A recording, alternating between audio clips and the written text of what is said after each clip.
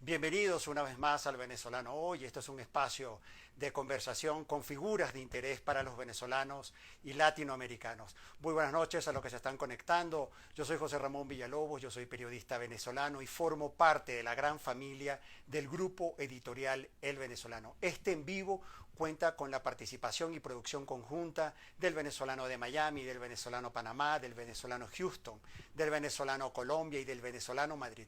Hoy tendremos la oportunidad de conversar con Carlos Jiménez. Carlos es director de Data Análisis, de Tendencias Digitales, es profesor del IESA en Caracas y además conferencista internacional sobre Internet y negocios. De manera que tendremos una conversación con Carlos Jiménez. Él está en Caracas sobre un tema sumamente oportuno en este contexto. Justamente es para hablar sobre los negocios hoy en crisis, cómo enfrentar la crisis de la pandemia del COVID-19 en un contexto que para hacer negocios, naturalmente ya sabemos los escenarios están un poquito turbios, con algunas dificultades, con algunas cuarentenas todavía obligatorias en algunos países, como por ejemplo yo estoy en Bogotá, en Colombia, y todavía acá hay cuarentena obligatoria que se extendió hasta el próximo fin de este mes de mayo. Vamos a esperar entonces la conexión. Creo que ya está conectado Carlos, y ya tenemos a Carlos Jiménez.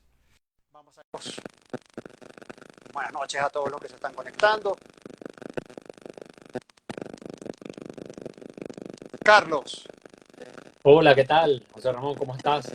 muy buenas noches, bienvenido. Bienvenido al Venezolano Hoy, Carlos. Muchas gracias por la invitación. Bueno, un gusto poder conversar contigo y bueno, toda tu audiencia.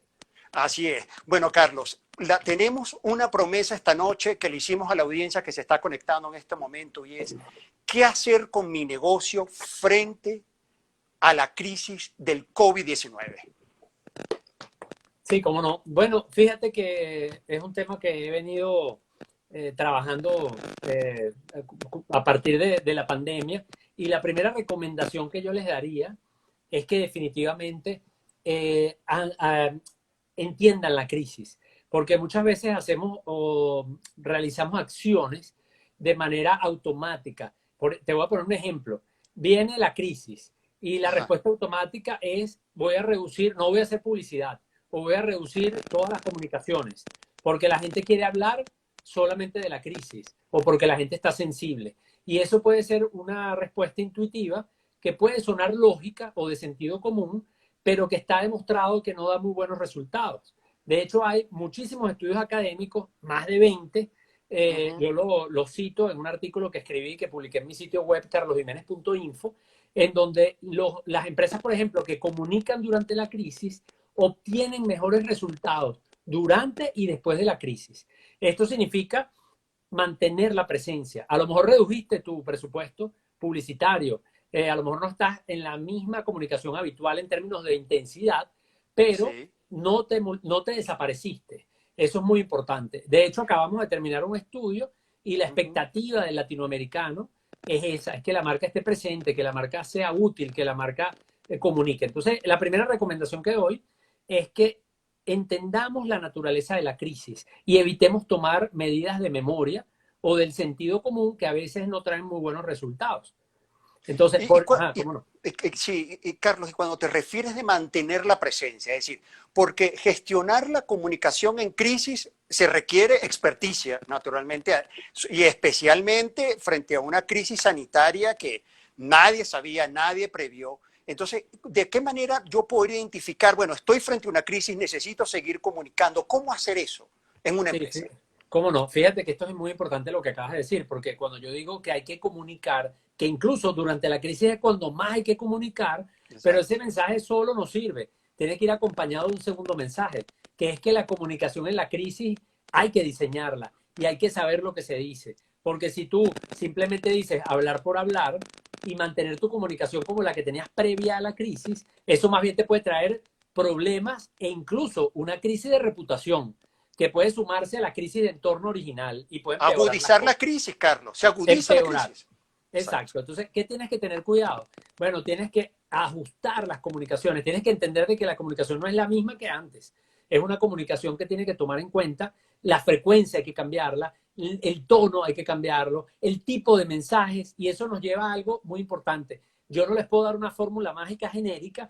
¿Por qué? porque cada marca tiene una personalidad. Y he estudiado con algunos clientes, te pongo un ejemplo, en la categoría de Sí. cerveza, marcas que no pueden hablar de ciertos temas, marcas grandes, que sí son permisibles para una marca pequeña. Entonces, en la misma categoría, en el mismo país, dos marcas distintas no necesariamente tienen que hablar lo mismo o pueden hablar lo mismo. Entonces, eso implica que tenemos que analizarlo. Ahora les voy a dar, para no dejarlo sin nada, les voy a dar tres atributos que a mi juicio son fundamentales en Ajá, a cualquier ver. marca, en cualquier momento, pero durante la crisis cobran mayor importancia. El primer atributo es la empatía.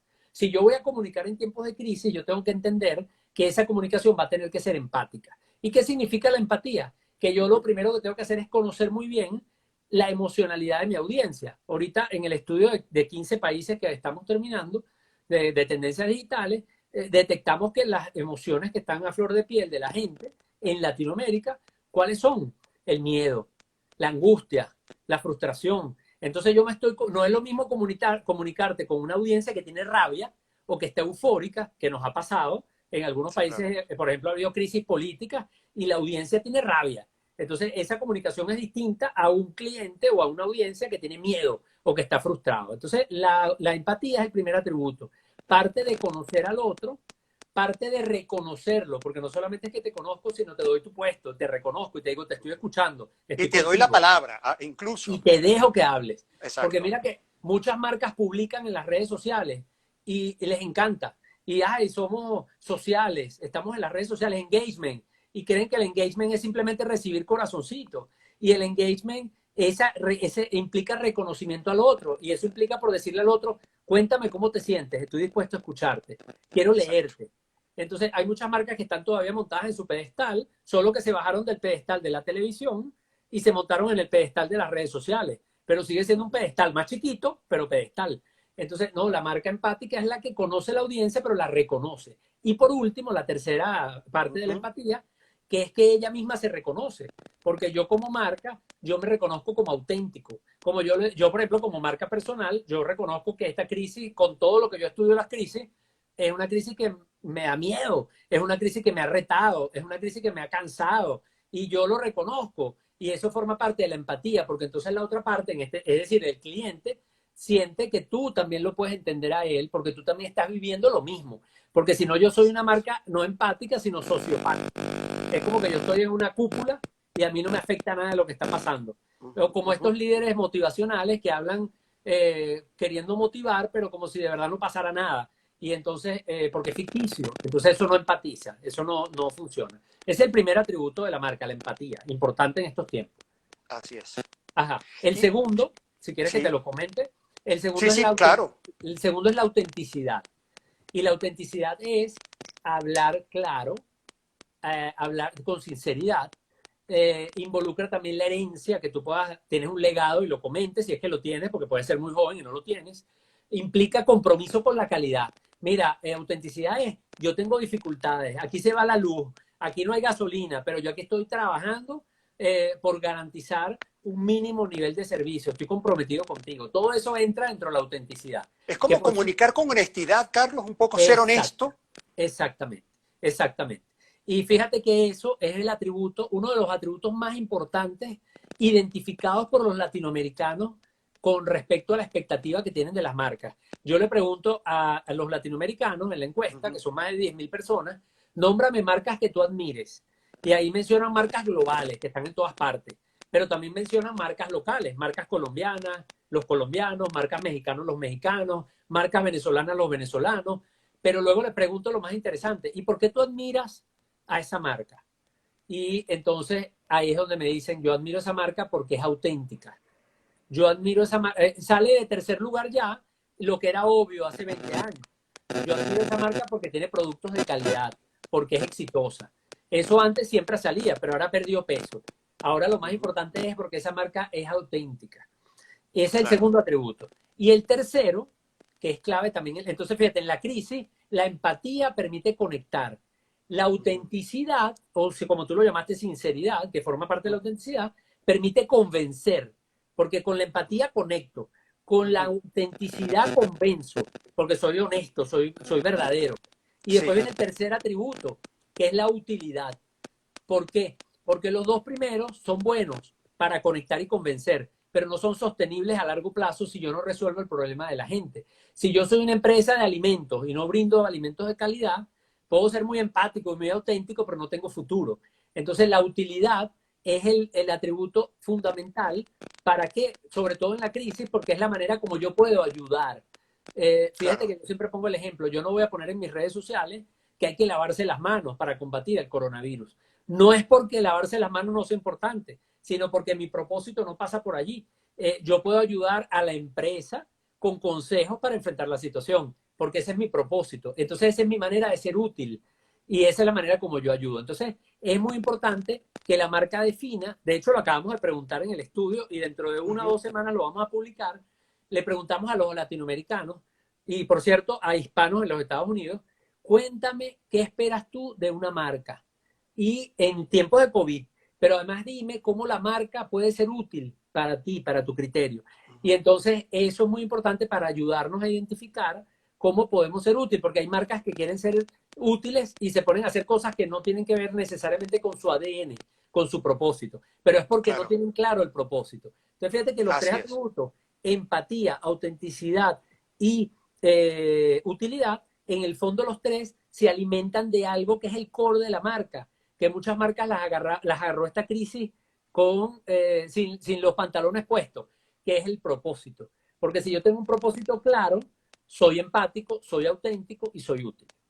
Sabes, Carlos, que me parece muy interesante porque te estás formulando preguntas, o sea, estás invitando a formularse preguntas a los empresarios y emprendedores y directores de mercadeo, porque uno está en reuniones y entonces, ¿para qué? Nadie responde. ¿Cuál es el objetivo? Todo el mundo mira para los lados y empieza como a divagar. Pareciera que entonces el origen de muchos fracasos, incluso de proyectos y campañas, está en que no está claramente definido qué quiero, a dónde voy, para qué esta campaña, ¿cierto? Eso es muy común. Sí, claro. Fíjate que yo siempre le digo a algunos de mis clientes que me piden ayuda, que me hacen una pregunta y me dicen, mira, quiero que me ayudes porque tú entiendes los medios y tú entiendes Exacto. los medios digitales y quiero que me ayudes a decidir a dónde voy a colocar mi presupuesto. Eso es lo que llaman planificación de medios, ¿no? Así es. Y yo le digo, bueno, claro que te puedo ayudar con eso, con los estudios de mercado, porque conozco los hábitos de consumo de medios de la población. Pero cuidado, hay algo que está faltando allí. No solamente necesitamos saber en qué medios vamos a colocar ese presupuesto, sino yo te estoy haciendo una pregunta a ti para ver si te la sabes, le digo al cliente. ¿Y cómo tú sabes que ese mensaje es el que va a conectar? ¿Cómo tú sabes que ese mensaje va a ser el mejor mensaje para lograr la respuesta esperada? Porque ese es un mensaje que a lo mejor diseñó un equipo de marketing o una agencia en un laboratorio, pero Así es. muchas veces con la premura, muchas veces con las limitantes de presupuesto, nos vamos a gastar miles de dólares en medios, pero se nos olvida gastarnos unos poquitos dólares en preguntarle a la audiencia, oye, mira, ¿qué opinas de esto? ¿Cómo te sientes? ¿Cuáles son tus problemas? Que me va a permitir diseñar el mensaje, porque es importante el medio, pero el mensaje también. Entonces, a veces hay empresas que fracasan no porque el medio lo eligieron inadecuado y después le echan la culpa al medio, sino que es que el mensaje no conectó. Sí, estás tocando un tema que a mí me parece muy importante y es la inversión. Hay que invertir en Internet para realmente poder crecer, porque entonces uno está enfrente, por ejemplo, a necesidades de una empresa de crecimiento y dice, bueno, no tengo recursos en este momento, menos ahorita con lo de la pandemia, pero es necesario hacer al menos un mínimo de inversión, concientizar eso. Sí, claro que sí. Hay una falsa creencia de que Internet es gratis, de que los Ujú, medios sociales son gratis y eso ujú, le ha hecho mucho daño a esto y ha hecho que muchas empresas hagan esfuerzos que son estériles, que al final no llegan a nada, que pueden así lograr es. seguidores y algunos likes, pero que al final, como decimos en mi país, no arriman el mingo, es decir, no logran que realmente eso impacte al negocio. Y te voy a decir algo, es muy importante, yo diría incluso antes de invertir en Internet, mi Sí. gran recomendación, que es parte de mi trabajo diario, que es ayudar a las empresas a definir estrategias, Ujú. es que yo lo que encuentro es que hay mucha gente que quiere correr cuando todavía no sabe caminar. ¿Y qué significa caminar? Significa tener las definiciones del negocio claras. Eso significa tener el objetivo claro del negocio. Significa tener una estrategia de negocio, una propuesta de valor diferenciada. Hay empresas que quieren hacer cosas en Internet, quieren tener presencia en Internet y esperan resultados de las redes sociales, pero ni siquiera han hecho un ejercicio estratégico hacia atrás con la marca, con la propuesta de valor. Entonces quieres correr, quieres ir a los medios sociales son maravillosos, los medios digitales son maravillosos, como también lo son algunos medios tradicionales, y lo mejor es potenciarlos y trabajar en equipo. Pero tienes que Así primero es. ir a lo básico. Primero tienes que sentarte en una mesa, hacer brainstorming y decidir qué es lo que quieres hacer con tu negocio, cuál es el contexto. Por eso te dije la primera pregunta que me hiciste, enfrentar la crisis. Salimos a tomar medidas desesperadas cuando todavía no entendemos la crisis. Te pongo un ejemplo. Depende de la duración de la crisis, las medidas son diferentes. Si yo te digo a Ujú. ti que el COVID-19 o que esta pandemia va a durar 1 año y medio, no es lo mismo a que yo te diga que va a durar 2 meses o 3 meses, porque Claro, las claro. decisiones de corto plazo, yo por ejemplo, una crisis de 2 o 3 meses, que incluso no llega a ser recesión, porque la recesión se define como que no crece el PIB en 2 trimestres o más. Si yo tengo una crisis de 3 meses, yo con algunas medidas de corto plazo como publicidad, como promociones, estímulos de corto plazo, puedo compensar la situación. Pero si yo tengo una crisis que me va a durar 1 año y medio, eso me obliga a tomar decisiones trascendentales acerca del producto, de los canales, incluso Claro. hasta del modelo de negocio. Entonces, Total, total. si yo no entiendo eso, es como el médico que va a recetarle al paciente unas medidas cuando todavía no le ha hecho un examen de sangre ni le ha visto los síntomas. Primero hay que hacer el examen y entender para poder tomar las medidas. Es sumamente importante lo que estás diciendo. Hay que tener como sentarse a pensar el negocio. Que ese Exactamente. tiempo pareciera que se salta a la hora de definir estrategias, definir diseño, y es como, vamos a la acción. No, antes de la No, acción ya va. fíjate el error, José Ramón, te saltas el primer paso, Exacto, entender la crisis porque estás desesperado, lo cual, ojo, no lo estoy criticando, lo estoy señalando, pero es exacto. perfectamente humano que cuando tenemos un problema nos confundimos y entonces nos vamos al segundo paso, que está bien hacerlo, que es lo que yo llamo la búsqueda de la viabilidad del negocio. Que claro, Así yo es. tengo que garantizar la viabilidad y entonces, ¿qué tengo que hacer? Dos grandes cosas: economizar recursos, que es cuando corto presupuesto, y optimizar procesos.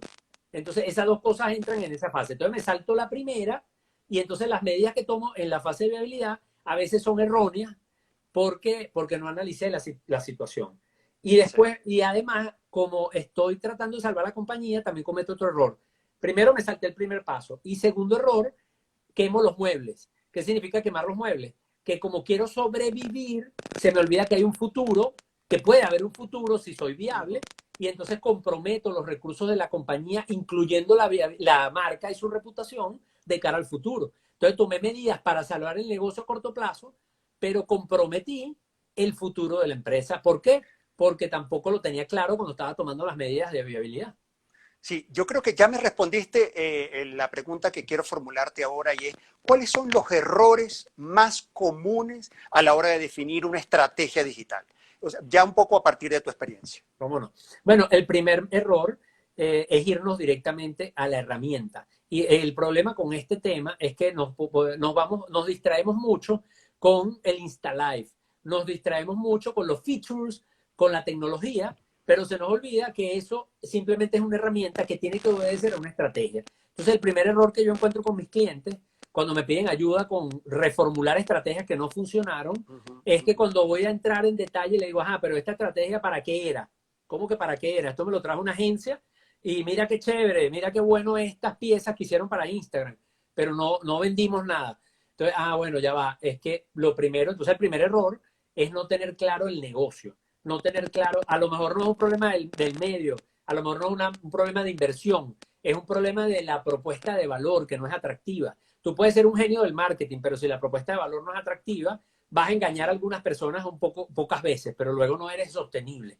Entonces, en este caso, ese es un primer error, no tener el negocio claro. El segundo, distraerte con las herramientas y perder el foco, que está relacionado con esto. El otro error común que veo es como no tienes objetivos claros, entonces las métricas no las tienes claras, empiezas a medir, empiezas a hablar de engagement, empiezas a hablar de likes, de seguidores, y eso no es que esté malo, pero depende del objetivo que tú tengas, eso puede ser útil o no. Y a lo mejor necesitas algunas métricas que no estás midiendo. ¿Pero por qué? Porque si no tienes un objetivo claro, no puedes tener una métrica clara, porque la métrica atiende un objetivo. Entonces las dos son las dos caras de la moneda del mismo error.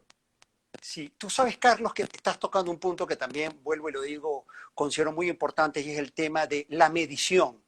es muy común, se subestima, no se le da la importancia que tiene porque las métricas justamente y los números web son los que guían las acciones en el entorno digital. Tú me confirmarás lo que estoy diciendo. Pero realmente no ocupan un lugar importante en las discusiones y a la hora de definir estrategias. Son muy importantes echarle la vista permanentemente a las métricas web. Sí, las métricas son, de alguna manera, las señales que nos indican si lo estamos haciendo bien o no. Entonces, si yo no tengo las métricas o no las sigo, no las monitoreo, es como si yo estuviera manejando o conduciendo en una carretera sin parabrisas, sin ver, o que estuviera en un submarino sin radar o sin periscopio. Yo necesito un radar, un GPS para guiarme, y esas son las métricas. Pero las métricas no de memoria, no son esas métricas en un panel de control que alguien me dijo que viera, sino que son las métricas que yo tengo que decidir que me permiten guiar los esfuerzos, si están bien o no están bien. Entonces, eso lo tengo que definir una vez que tenga claro el objetivo. Defino el objetivo, porque si mi objetivo, por ejemplo, es que mi marca sea conocida, entonces una métrica de alcance es fundamental. Pero si yo lo que quiero es fidelizar clientes, entonces mi métrica es diferente y el alcance no es lo más importante. Entonces, dependiendo de mi objetivo, la métrica es más o menos relevante. Entonces, la defino en función de eso.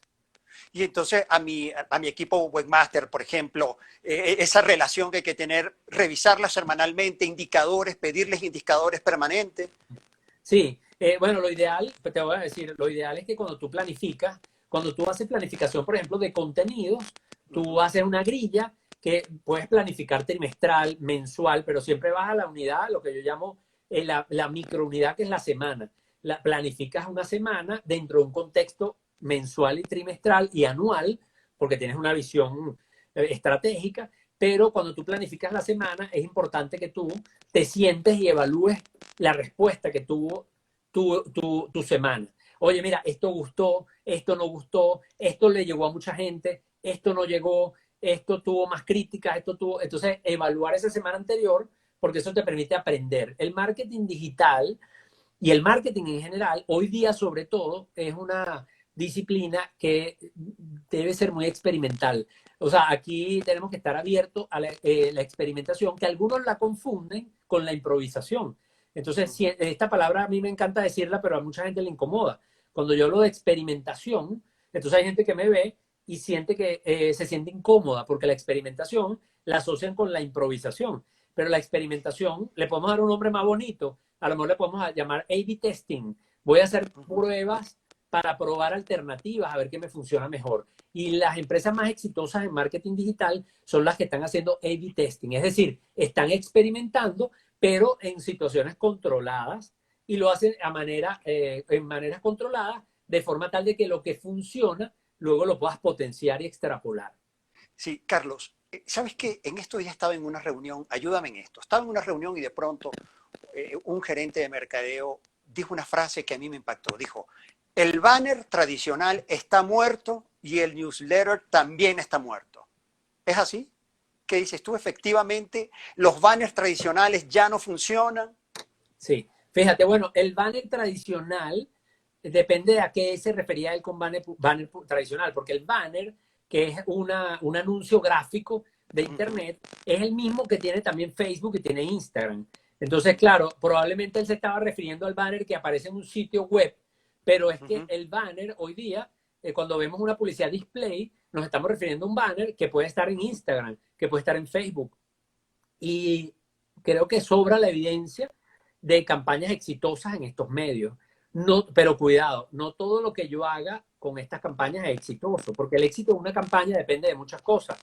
Depende de la segmentación del aviso, depende de la calidad del aviso, lo cual involucra la parte gráfica, pero también involucra el copy, el mensaje que hablábamos hace rato. También Exactamente. depende de la landing page o la página de destino, porque el aviso puede ser atractivo y logró un click-through, si era lo que quería, pero luego cuando llegas a la página de destino no convierte porque está mal diseñada. Entonces, fíjate que hay muchos factores influyendo en esto. Hay campañas exitosísimas que se basan en banners y hay campañas que fracasan que se basan en banners. Entonces, yo no soy vamos a decir, Radical quizás con esa, tan sí. injusto con el banner, porque creo que hay gente que está haciendo cosas espectaculares en Facebook, en Instagram, y esos son banners. Claro, no son los banners tradicionales, Porque eso sí es verdad que ha perdido un poco de alcance. ¿Por qué? Porque pasamos mucho tiempo en las redes sociales. Entonces los medios, hoy día, los medios digitales tradicionales, donde están los banners tradicionales, han perdido alcance porque pasamos mucho tiempo acá en Instagram, en Facebook. Con respecto al Así es. email, con respecto al email, Ujú. ahí sí me atrevo a decirle que hay estadísticas que yo las he compartido en mi Instagram, en Carlos Jiménez Net, en donde, las pueden leer ahí, en donde el email en algún momento fue desahuciado porque se decía que los jóvenes no leían email, que eran más sincrónicos que asincrónicos, como lo es el email, pero esos estudios al final no dieron con la realidad, porque el email sigue siendo una herramienta maravillosa de marketing. De hecho, la conversión del correo electrónico es la más alta, es mucho más alta que la que tiene, por supuesto, las redes sociales. Las redes sociales son buenas para el engagement, pero la conversión es mucho más alta en un correo electrónico. Lo que pasa es Sí, que la gente asocia el correo electrónico con spam, porque hay muchos tipos, igual que las campañas, hay campañas buenas y campañas malas. El email marketing, yo conozco campañas, yo mismo mando campañas de mi marca personal que logran open rate de 40%. Es decir, de cada 100 correos, 40 los abren y que tienen unos click-through que son también espectaculares. Entonces, pero depende de qué, también de tres factores. Así como publicidad depende del anuncio, del copy perdón, de la segmentación y de la landing, el newsletter depende también de tres cosas: de la calidad de la base de datos, del ujú. contenido que tenga el newsletter y de la plataforma que yo utilice para hacer los envíos. Entonces, esos son tres Así es. factores también que hay que tomar en cuenta. Carlos, si un cliente te dice a ti, bueno, voy a tener presencia en todas las redes sociales, en la web, no es necesario eso según la naturaleza del negocio. ¿Dónde poner el foco? ¿Dónde poner los esfuerzos? ¿En cuál red social? ¿Es necesario estar en todas? Sí, no. Mira, no puedes estar en una no es suficiente. Apenas el 8% de los usuarios tienen una sola red, que principalmente es Facebook, pero la mayoría de las personas usamos varias plataformas sociales, porque cada una tiene una orientación. Si te gustan los videos, si quieres ver tutoriales, si quieres Ujú. información política, de opinión.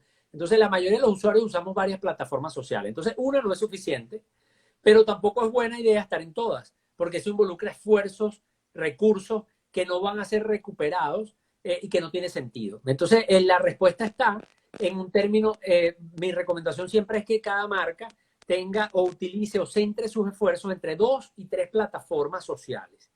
Ujú. No te puedo decir cuáles son, porque va a depender de cada marca, pero te puedo dar 3 criterios también, para que sigamos con Ujú. los tres. Tres Muy criterios bien. para que tú decidas cuáles son tus plataformas primarias recomendadas. Número uno, ¿quién es tu audiencia? Porque depende de la audiencia, las plataformas llegan o no llegan. Segundo, ¿cuál es el negocio donde tú estás? No es lo mismo un medio de comunicación que un hotel o un restaurante. Entonces, depende del sector. Y por último, también depende de tu objetivo de negocio, qué es lo que tú estás buscando. ¿Quieres fidelizar? ¿Quieres comunicar la marca? ¿Quieres apoyar procesos de compra? Entonces, esos son los 3 criterios: objetivo de negocio, características de la audiencia y sector de actividad. Con esos 3 criterios, yo de hecho he escrito mucho sobre eso y coloco unos cuadritos como de guía rápida. Ah, usted está en el sector retail y usted atiende a los millennials y usted, su objetivo es alcance. Entonces, bueno, esa formulita te orienta y te dice, bueno, mira, si usted está allí, entonces usted debería de usar email y debería usar, en el caso de herramientas digitales, pero si es de plataformas sociales, usted, por ejemplo, podría usar Instagram como plataforma, por ejemplo. Pero si usted Sí, está en un medio de comunicación, usted tiene que estar en Twitter. en Entonces, ese todas, es más no, o menos la forma. exactamente. Carlos, realmente la inversión en redes sociales, que siempre es un aspecto como importante, como habías hablado, pero también el contenido, es un poco lo que resumo de lo que tú estás hablando. Creo que el contenido es la clave, porque el asunto de estrategia, bueno, que el contenido depende de la estrategia, pero el contenido entonces es la clave, en conclusión, ¿no? De lo que hemos hablado. Bueno, fíjate que hay una frase muy tradicional en el Internet de hace muchos años que dice: el contenido es el rey. Sí, Y bueno, hoy se habla de un término que acuñó una empresa que se llama Hotspot, que es el inbound marketing, que el básicamente hay inbound, ok. mucha competencia por captar la atención. Entonces, la calidad, el desarrollo de contenidos es fundamental, porque no solamente atrae la atención de ese consumidor que está bombardeado de mensajes y medios, sino que también permite que ese emisor, esa marca, gane credibilidad y reputación en su comprador o en su audiencia. Entonces, definitivamente la respuesta es sí, el contenido es el rey, pero hay una reina, que es el marketing. Porque el contenido es el rey, pero también es importante que conozcamos, que sepamos de marketing, porque el marketing es la reina. ¿Y qué involucra eso? Bueno, el marketing involucra conocer muy bien la audiencia, que a veces se le olvida a la gente. La gente asocia marketing a publicidad. La publicidad forma parte del marketing, pero el marketing real realmente se basa en comprender las necesidades de esa audiencia, se basa en segmentar esas audiencias y seleccionar con quién te quieres conectar. Porque si le quieres hablar a todo el mundo, al final no le hablas a nadie. Entonces tienes que segmentar primero para entender y luego tienes que targetizar o dirigir tu comunicación a una audiencia específica y por último tienes que llevar el posicionamiento de tu marca, cómo tú quieres verte, cómo quieres lucir. También son tres cosas fundamentales en ese marketing estratégico. Carlos, hay un boom del e-commerce, del comercio electrónico a propósito de la pandemia, ¿es verdad? Sí, bueno, fíjate, el e-commerce venía creciendo como tendencia. En el año 2019, por primera vez en Latinoamérica, más de la mitad de las personas compraron al menos una vez en Internet. Eso es mucha gente porque Latinoamérica tiene 600 millones de habitantes y estamos hablando de más de 300 millones que compraron algo por Internet. Por primera vez más de la mitad en el 2019. En el 2018, por primera vez, dentro de los 10 principales usos de Internet, se encontraba el e-commerce. Entonces ya veníamos observando cómo el e-commerce venía creciendo, porque Internet primero se desarrolló como medio de comunicación. Es un medio de comunicación maduro y además masivo, pero no se había desarrollado desde el punto de vista transaccional, que es un crecimiento más reciente. Y el COVID-19 lo que ha hecho es potenciarlo. Como yo digo, el COVID-19 se convirtió en el principal sponsor de la transformación digital. Y el comercio electrónico es el principal proyecto de transformación digital que acometen muchas compañías y por ende sí hay un crecimiento ya reportado en mercados como Asia, como Europa, como los Estados Unidos. Y yo acabo de terminar un estudio en Latinoamérica que estoy analizando, que como te dije, la semana que viene o la próxima vamos a presentar los resultados, pero me atrevería a apostar este teléfono por el cual me estoy comunicando contigo de que también en Latinoamérica las cifras de comercio electrónico se están incrementando notablemente.